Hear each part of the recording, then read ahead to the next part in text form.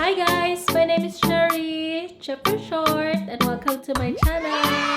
For today, we're going to cook beef sesame coleslaw, and nakalimutan ko yung isa. So for today, we're going to cook beef sesame coleslaw and chicken burrito bowl. These are the meals na natutunan ko during pandemic as well. I made some research na ano yung mga meals na healthy at the same time healthy. So I'll teach you guys how to cook this, and I hope you enjoy.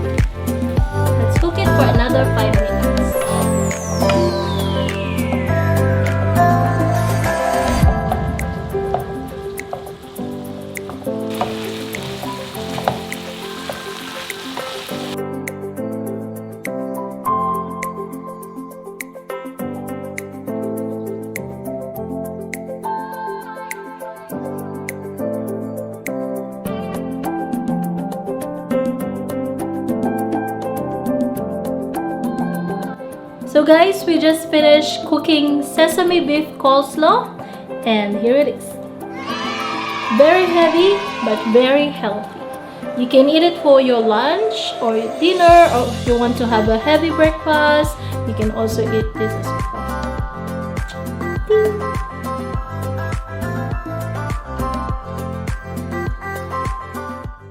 Now we're going to cook the chicken burrito bowl.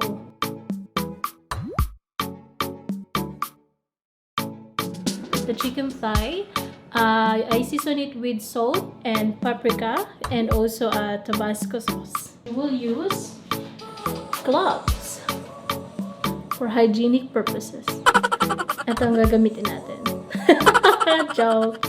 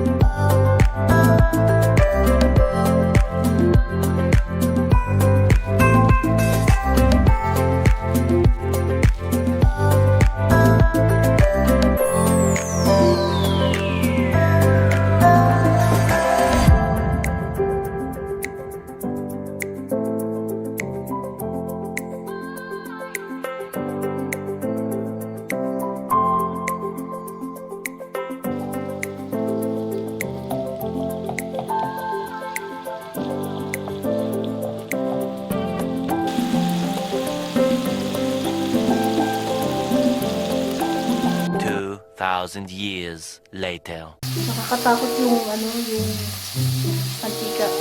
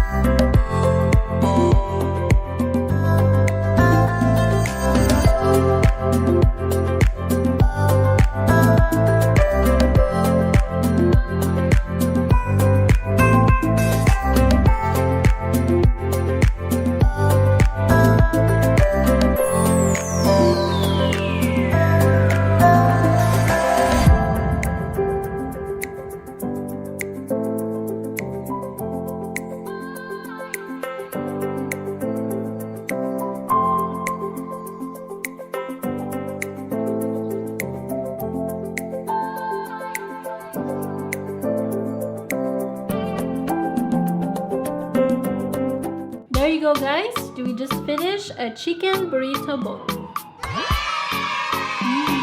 Bango. Sarap. So, you can also add mashed avocado here, or you can replace cauliflower rice with the brown rice. It's really up to you, but this is actually what I use. The cauliflower rice, green red bell pepper, and the chicken thigh. So there you go.